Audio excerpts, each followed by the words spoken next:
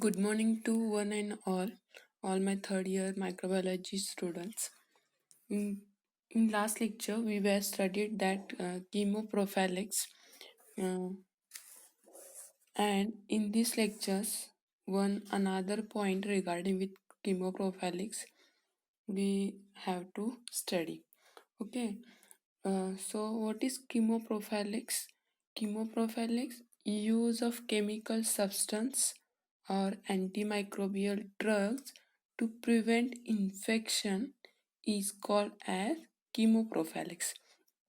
Okay, असे आपण definition बघितली होती किमोप्रोफॅलिक्सची.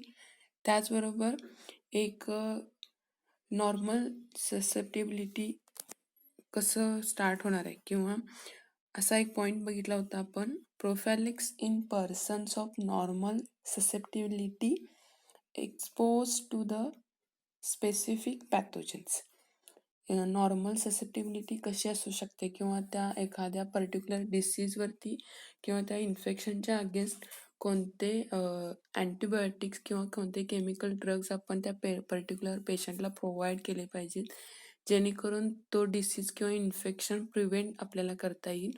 तर असे आपण बघितले होते आणि या पॉईंटमध्ये आपण जस्ट रुमॅटिक डिसीज त्याचबरोबर अजून 2 डिसीज बघितले ते म्हणजे की एंडोकार्डिटिस हा एक बघितला होता. त्याचबरोबर प्रिव्हेन्शन ऑफ सिफिलिस आणि प्रिव्हेन्शन ऑफ प्लेग न्यूमोनिया.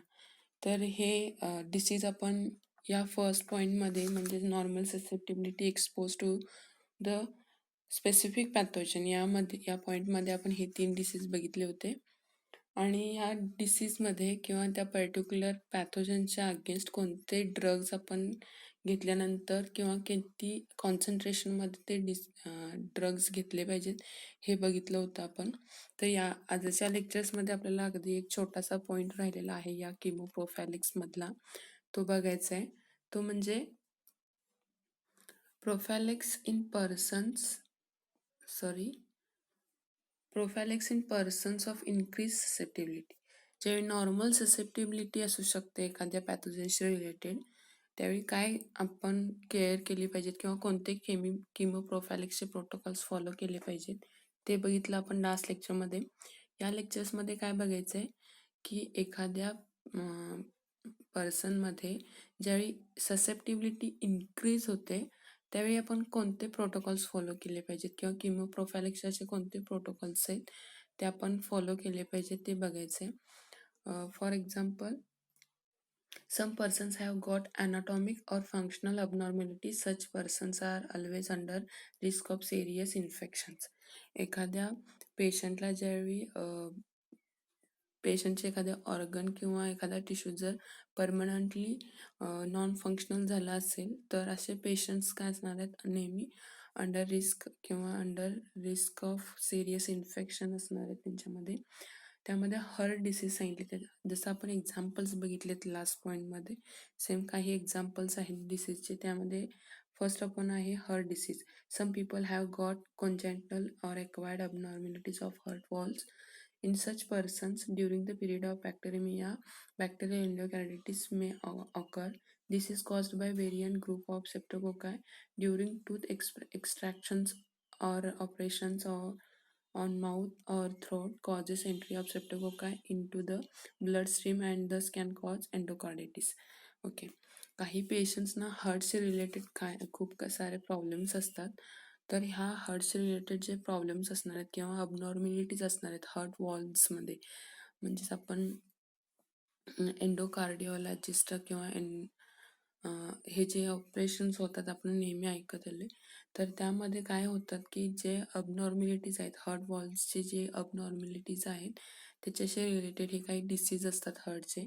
आता त्यामध्ये काय केलं जातं की हे कशामुळं हार्ट डिसीज होतात किंवा एंडोकार्डिटिस कशामुळे होणार आहेत, तर ग्रुप ऑफ स्ट्रेप्टोकोकाय हा जो पॅथोजन आहे, ग्रुप ए स्ट्रेप्टोकोकाय, यामुळे हार्ट वॉलचे अबनॉर्मॅलिटीज फॉर्म होतात त्या पर्टिक्युलर पेशंटमध्ये.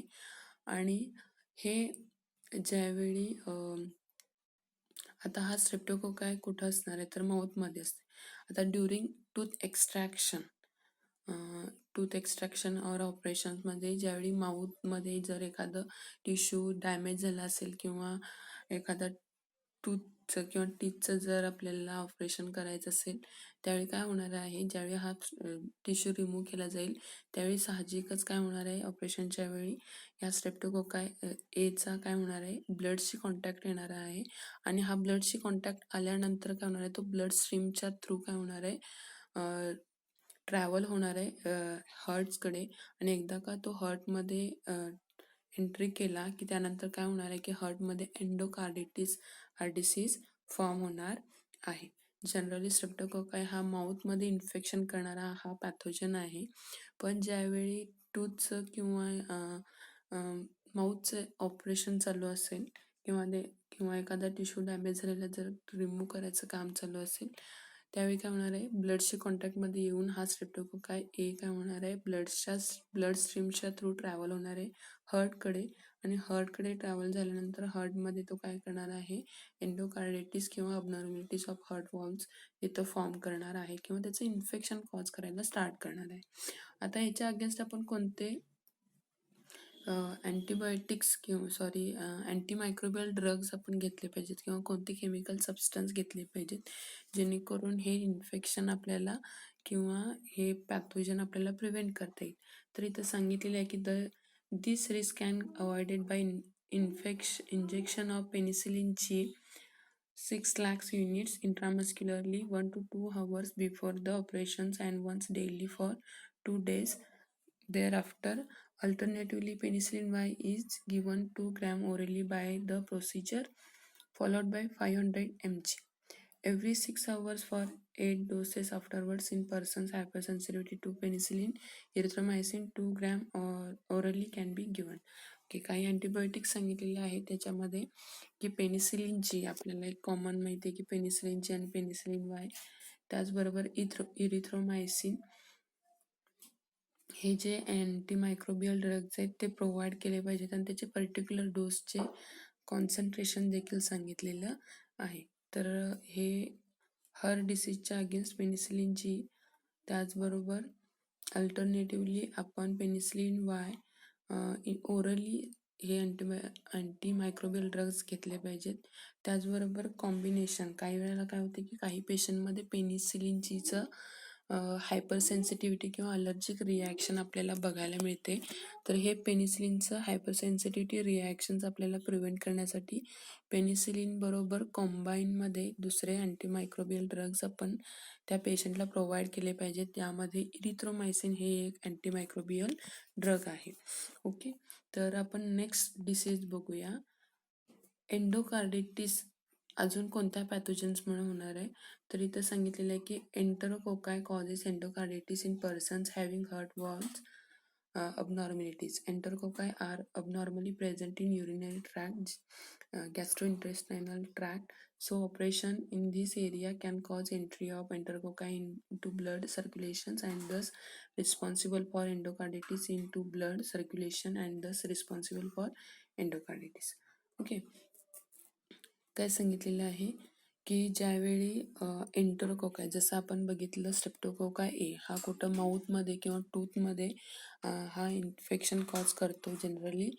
त्याचबरोबर हा एंटरोकोकाय जो पॅथोजन आहे तो कुठं असणार आहे, जनरली युरिनरी ट्रॅक्ट किंवा गॅस्ट्रोइंटेस्टायनल ट्रॅक्टमध्ये हा इन्फेक्शन कॉज करणारा हा पॅथोजन आहे. पण ज्यावेळी ह्या युरिनरी ट्रॅक्टचं किंवा गॅस्ट्रोइंटेस्टायनल ट्रॅक्टचं ज्यावेळी ऑपरेशन सुरू असेल किंवा काही कारणामुळे जर ऑपरेशन करायचं झालं तर काय होणार आहे, हा ऑपरेशनच्या थ्रू काय होणार आहे, ऑब्वियसली तिथं ब्लड फॉर्मेशन किंवा ब्लड स्टार्ट यायला स्टार्टच होणार आहे. पण ज्यावेळी हा ब्लडच्या कॉन्टॅक्टमध्ये ज्यावेळी एंटरोकोकाय येणार आहे त्यावेळी तो प्लस जसं आपण जस्ट बघितलं त्याच पद्धतीनं ब्लड स्ट्रीमच्या कॉन्टॅक्टमध्ये येऊन तो परत हार्टकडे काय होणार आहे, ट्रॅव्हल होणार आहे आणि हार्टमध्ये अबनॉर्मॅलिटीज ऑफ वॉल्व्स हे फॉर्म म्हणून एंडोकार्डिटिस हा डिसीज तिथं फॉर्म होणार आहे.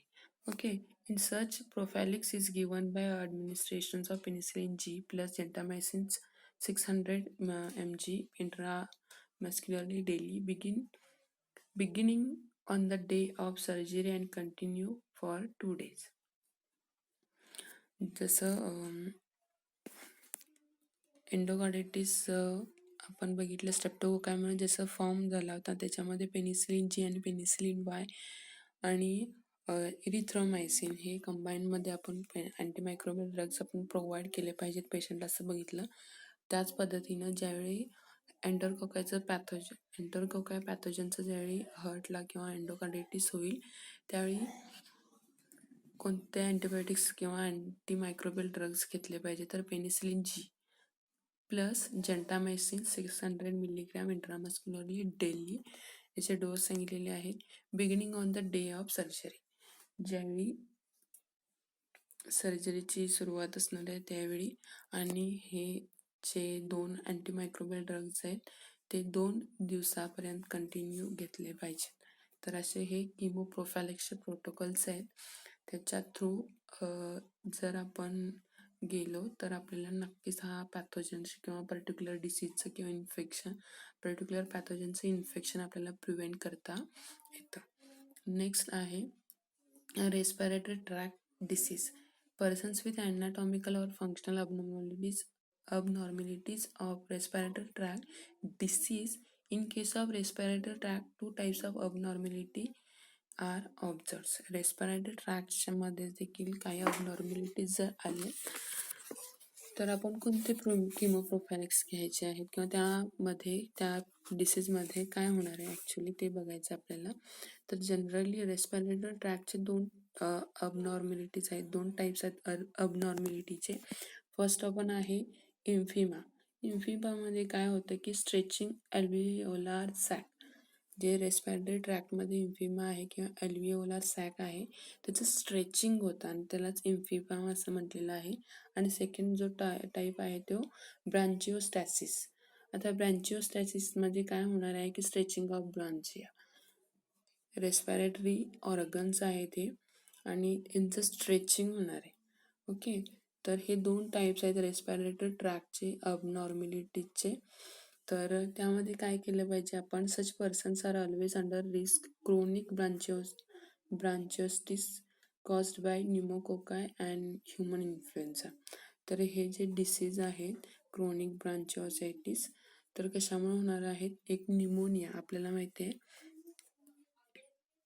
न्यूमोनिया अँड ह्युमन इन्फ्लुएन्झा, ह्या 2 पॅथोजन्समुळे हे रेस्पिरेटरी ट्रॅकचे अबनॉर्मॅलिटीज फॉर्म होतात. ओके, तर chemoprophylaxis consist of giving tetracycline और ampicillin 1 gram daily orally during respiratory disease season. Okay, किमोप्रोफॅलेक्समध्ये काय सांगितले तर टेट्रासायक्लिन और एम्पिसिलिन 1 ग्रॅम डेली ओरली घेतलं पाहिजे for the prevention of respiratory disease. Okay, तर हे रेस्पिरेटरी ट्रॅकशी रिलेटेड झालं. 2 टाईप्स आहेत अबनॉर्मॅलिटीचे, एक एम्फिमा आहे आणि एक ब्रांचिओस्टॅसिस आहे. ओके, तर आणि यामध्ये काय केलं पाहिजे आपण, एक टेट्रासायक्लिन किंवा एम्पिसिलिन हे 2 अँटीमायक्रोबियल ड्रग्ज त्याच्यावरती काम करतात. ओके, नेक्स्ट आहे opportunistic infections in several granulocytopenia. Okay, opportunistic infections in several granulocytopenia. It is generally essential to cancer patients with leukemia develop proform leukopenia while begin given chemotherapy. ज्यावेळी हे अपॉर्च्युनिस्टिक infection आहे, generally कॅन्सर्समध्ये हे protocols किंवा chemotherapy काय केली जाते, follow केली जाते. ल्युकोपेनिया म्हणजेच काय की WBCचा जो काउंट असणार आहे तो काय होतो, कमी होतो. ओके, नेक्स्ट पॉईंट आहे when there is a granulocytopenia, especially when neutrophil count falls below 1000 per unit liter. ब्लडमध्ये प्रत्येक लिटरमध्ये ह्याचा जो न्यूट्रोफिलचा जो काउंट आहे 1000 पर युनिट आहे, इतका काय होतो ग्रॅन्युलोसाइटोपेनियामध्ये न्यूट्रोफिलचा काउंट कमी होतो. आता न्यूट्रोफिल्स म्हणजे आपल्याला माहिती आहे की ओसोनोफिल्स, बेसोफिल्स, ओके. तर ह्या सेल्सचा, इम्युन सेल्सचा काय होतो की काउंट लो होतो, आणि लो काउंट झाल्यामुळं काय होतं की ती पर्टिक्युलर पेशंटची जी बॉडी असणार आहे, त्याची जी हेल्थ असणार आहे, तो कोणत्याही पॅथोजनच्या अगेन्स्ट फाईट करू शकत नाहीत, कारण त्याचा इम्युन सिस्टीम आहे किंवा इम्युन सेलचा जो रिस्पॉन्स आहे, सेल मेडिएटेड इम्युनिटी जी आहे त्या पेशंटची, तीच कमी होणार आहे. त्यामुळं पेशंटची हेल्थ काय होणार आहे, अगदी कमकुवत होणार आहे किंवा कमजोर होणार आहे एखाद्या पॅथोजनच्या against. Patient becomes susceptible to opportunistic infections. Such individuals are given a drug combinations. त्यामुळे काय होतं, इम्युन सेल किंवा सेल मेडिएटेड इम्युनिटी कमी झाल्यामुळं काय होणार आहे की तो कोणत्याही पॅथोजन्सला तो काय होऊ शकतो, इझिली ससेप्टेबल होऊ शकतो. ओके. आणि हे कमी करण्यासाठी आपल्याला काय केलं पाहिजे, किंवा कोणत्या अँटीमायक्रोबियल ड्रगचं कॉम्बिनेशन आपण त्या पेशंटला प्रोव्हाइड केलं पाहिजे. तर neomycin, gentamicin which is continue to several year until neutrophil count rise again. जोपर्यंत न्यूट्रोफिल सेलचा जोपर्यंत काउंट इन्क्रीज होत नाही त्या पेशंटमध्ये, तोपर्यंत आपण हे जेंटामायसिन, निओमायसिन, अँटीमायक्रोबियल ड्रग्स कंबाईनमध्ये आपण त्या पेशंटला प्रोव्हाइड केले पाहिजेत. म्हणजेच काय, ब्लड न्यूट्रोफिलचा काउंट आपण रेग्युलरली चेक करत राहणं यामध्ये फार इम्पॉर्टंट आहे. तर हे ऑपॉर्च्युनिस्टिक इन्फेक्शन म्हणजेच काय, ज्यावेळी कॅन्सरसारखे डिसीज होतात त्यावेळी काय होतं की ल्युकोपेनिया किंवा ल्युकेमिया डेव्हलप होतो. म्हणजेच काय, ल्युकोसाइट्सचे आपल्या सेल्स आहेत किंवा एखाद्या पॅथोजनच्या अगेन्स्ट फाईट करण्यासाठी आपल्या बॉडीला प्रोटेक्शन देण्यासाठी आपल्या इम्युन सेल्स जे काम करतात, त्या इम्युन सेल्सचा जर काउंट कमी झाला तर काय होणार आहे, त्या पर्टिक्युलर पेशंटची सेल मेडिएटेड इम्युनिटी काय होणार आहे, डिक्रीज होणार आहे. आणि डिक्रीज झाल्यामुळे तो पेशंट काय होणार आहे, कोणत्याही ऑपॉर्च्युनिस्टिक इन्फेक्शनला तो काय होणार आहे, ससेप्टेबल होऊ शकतो. आणि हे अवॉइड करण्यासाठी आपण काय केलं पाहिजे की ते पेशंटला नेहमी ऑब्झर्वेशनमध्ये किंवा नेहमी प्रोटेक्शनमध्ये किंवा चांगल्या सेफ एरियामध्ये आपण त्याला ठेवलं पाहिजे. त्याचबरोबर ह्या न्यूट्रोफिलचा काउंट म्हणजे जो लो झालेला इम्युन सेलचा जो काउंट आहे तो इन्क्रीज कसा करता येईल तो आपल्याला बघायचा आहे. यामध्ये आपण जेंटामायसिन आणि निओमायसिन हे अँटीबायोटिक ड्रग्स, अँटीमायक्रोबियल ड्रग्स जर आपण त्या पेशंटला सेव्हरल इयर्स जर प्रोव्हाइड केलं तर काय होऊ शकतो की चान्सेस आहेत इम्युन सेल्स किंवा न्यूट्रोफिल सेलचा काउंट इथं इन्क्रीज होण्यासाठी. ओके. तर अशा पद्धतीनं आपण इथं ऑपॉर्च्युनिस्टिक इन्फेक्शन्स इन सेव्हरल ग्रॅन्युलोसाइटोपेनिया कसं आहे ते आपण इथं बघितलेलं आहे. तर नेक्स्ट आहे प्रोफॅलेक्स इन जनरल सर्जरी. आता सर्जरी सुरू असते वेळी काय प्रोफॅलेक्स असणार आहेत, तर before and after surgical procedures the antimicrobial drugs are administrated to remove microorganisms from the site of. Before and after surgical procedure, the antimicrobial drugs administrated to remove microorganisms from the site of operation from other organ system that suffers post-operative complication. Operation सुरू असते किंवा हॉस्पिटलमध्ये ज्यावेळी surgery सुरू असते त्यावेळी कोणते किमोप्रोफॅलेक्स किंवा कोणते प्रोफॅलेक्स इथं प्रोटोकॉल्स फॉलो केले जातात, तर mostly before and after surgical